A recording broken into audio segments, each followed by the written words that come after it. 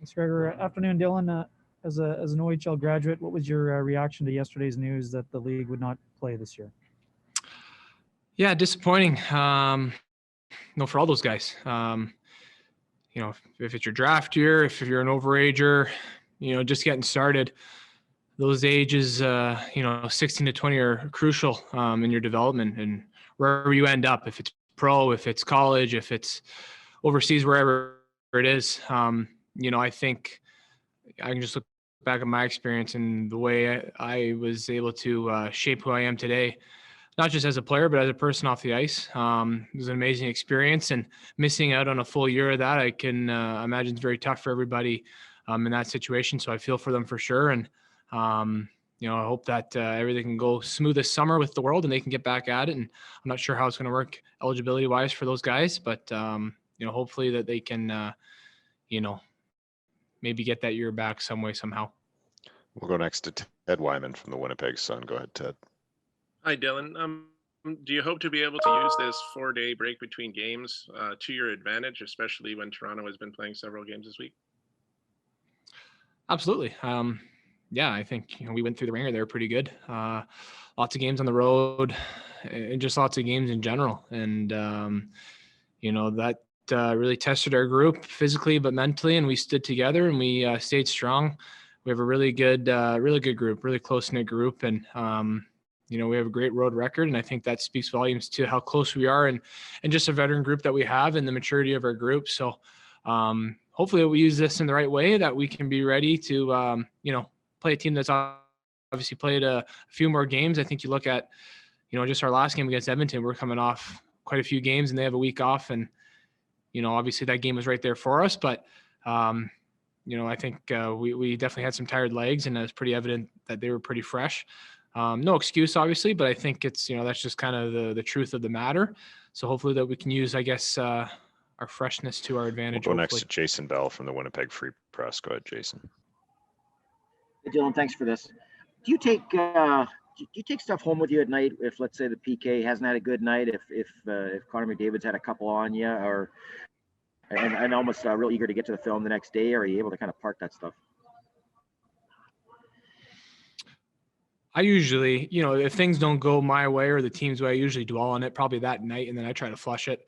I guess it's lucky that, I got a 3-month-old that will keep me busy when I get home. So, I got an amazing wife, an amazing support system. So when you're home, I guess it's maybe easier to flush it. But yeah, I think it's always good to see what works and what doesn't. I'm a big believer of watching film and watching my shifts and just watching, the goals I'm on for or goals against, and just all my shifts in general. So I'm a big believer, not to get consumed with it and rely on it too much, because it's easy to manipulate things on video and break it down. You have to kind of think of the moment and what you were thinking of during the play. So, I think, you brought up our penalty kill, and obviously they had a couple on us. A couple point shots that went through. We've done a good job on the PK for a majority of this season, and usually when we've allowed a few, we've really clamped it down going forward, or in the next games following, maybe a bad outing. But I think we did a lot of good things. They got an extra player than we did. They executed, and they got some good players. They had a couple on us. We'll go next to Murat Atesh from the Athletic. Go ahead, Murat. Thanks, Gregor. Dylan, I hope you'll forgive me for going off the ice for a second. In the summer, you had a really thoughtful social media post about Breonna Taylor, Ahmaud Arbery, and George Floyd. I'm wondering if you paid attention to the trial this week and the results yesterday. Yeah, I noticed it. I saw what was going on kind of just on my Twitter feed and stuff like that. It's a tough situation all around. Obviously, a life was lost. There needed to be, I guess, some type of action towards that. And, with our system and the law system, the jury found that he was guilty. And, you feel for all sides for sure. And, I'm sure he didn't think he was, the police officer thought he was going to have a day like that in his day. And obviously George Floyd didn't think he was going to have a day like that, that took his life. So, obviously can't comment too much on it, because what's done is done. You just hope that we can all move on and be better for it, and never forget an incident like that, because unfortunately it happens too often. We'll go next to Sarah Orlesky from TSN. Go ahead, Sarah.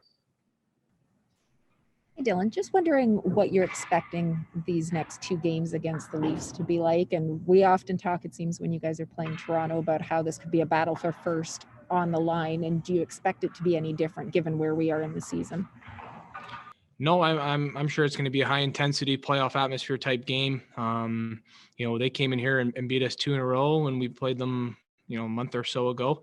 And then we went in there and beat them on a tough back-to-back. So, both teams have obviously traded wins, and they've been really good games and really intense. A team that we might see going forward here, in the playoffs. And it's a big game. It's a good measuring stick for us. And it's a great squad to go up against. And I think we really enjoy these games. I mean, they're easy games to get up for. And we're looking forward to it for sure. And final question to Jason Bell from the Free Press. Go ahead, Jason. Dylan, I lost my sound for a second, so I don't think you addressed this one, but just a quick comment on you were partnered up with Jordie Benn a bit there in some of the drills. Just thoughts on him and that veteran presence that he's brought in since he came over, and the possibility of potentially playing alongside of him in the next little bit. Yeah, definitely. A guy that's obviously been around, has played in some big games and played in playoffs and has kind of seen it all. So just to have a guy like that will be a calming presence for us on the back end. Never a bad thing for sure. And if he gets in and if we play with each other, I think it'll be a pretty easy transition for us. We had a few drills today, had a lot of communication, and like I said, he's been around. He knows what he's doing out there. I don't think I'm gonna have to worry about him if we're together on his side of the ice. I think he's going to take care of his own. And when we played him this year, he was the guy that I was impressed with. He played with Hughes and played top minutes and held his own, and even on the offside. So not easy for a defenseman to play his offside in this league. So, that just, speaks to him as a player and the type of person he is. And he's already, is integrated well with our group off the ice. So, he seems like he's fitting in well. And if we're together, looking forward to it.